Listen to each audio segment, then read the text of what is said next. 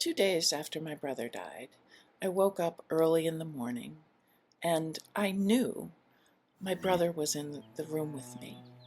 And 3 times I heard the same message: you have to take care of my family.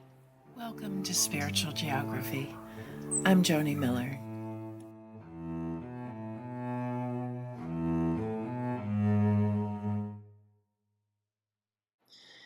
In my last video about my experiences that changed my life, I told the story of something that happened on the day my brother died, hearing my grandmother's voice, an experience that led me to understand that life, the universe, everything was far bigger than we understood.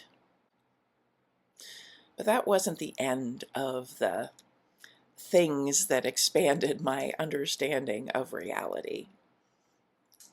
So 2 days after he died, it was about 5 in the morning, and I woke up.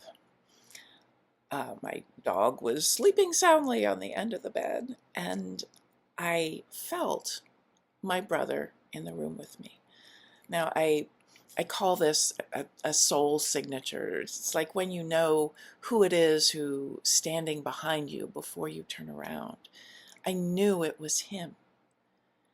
And I heard inside my head, it wasn't an external voice, but it was a voice that I knew was not my own. And what he said was, "You have to take care of my family." And in my grief-stricken, sleep-deprived state, I said, no. After all, he was my big brother, and that is a very little sister thing to say. But then he said it again: you have to take care of my family. Now this time I said, I don't wanna. Also very little sister-ish. But then his demeanor, it's a very odd word to say about someone who isn't physically in the room, but I could feel him softening. And then there was this sense of love for me coming through. And he said it again, gentler: you have to take care of my family. And at this point I started crying and said, I will try. And then it felt like he gave me a hug and left. This was odd, something I'd never experienced before. But it gave me a lot of comfort because it felt like he was still there. He was still present with me. I didn't tell a lot of people about this, but one of the people I told, someone I was very close to, had trouble with my explanation that this was my brother. It didn't fit her theology. And so she tried to make it fit to what she understood. And it's like, well, no, he wasn't actually there.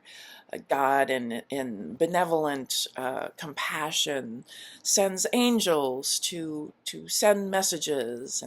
And so that's what she was trying to make it mean, that he wasn't actually there, but angels came. I did not appreciate that because my understanding was giving me comfort.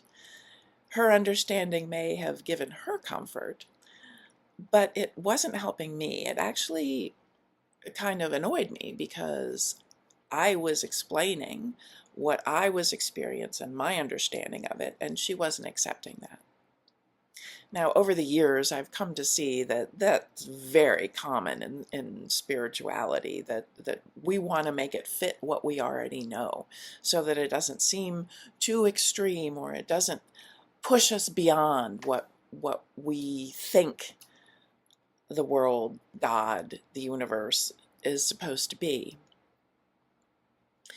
But my interpretation was helping me to think that I still could communicate with my brother that he was still there for me, that he was merely a whisper away. Now, over the years, I've seen a lot of this kind of disconnect between someone's interpretation of their own spirituality and other people not accepting it. And I've come to believe that if a belief or practice helps someone, is life-giving to them, and it doesn't hurt anyone else or them, then why not let it go? Why not let it be this thing that moves someone forward in life, moves someone forward in love and compassion and joy? That's what that experience and my interpretation of that experience meant to me. It was something that helped me, and it didn't hurt anyone else. Now, you might say my friend who I talked to, it was hurting her, but it was pushing her. That's not the same as hurting her.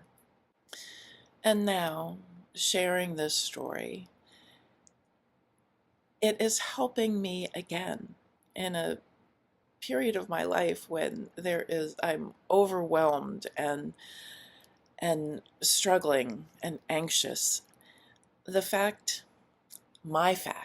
My understanding that those who have gone before are just a whisper away is something that gives me comfort and lets me feel less alone. Because alone is what I'm feeling. But knowing that there is support, whether we can see it or not, the sense of love that comes from beyond what we understand. And even saying that, I can feel it. I can feel that love.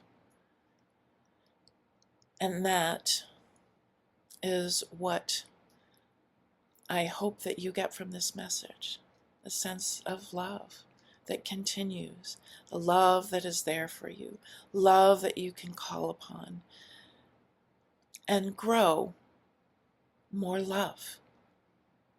Thank you for watching. We don't understand the mysteries of the universe, but we can grow more love. Love for ourselves, love for others, and love for the infinite mystery that lays beyond our understanding. Thank you for tuning in.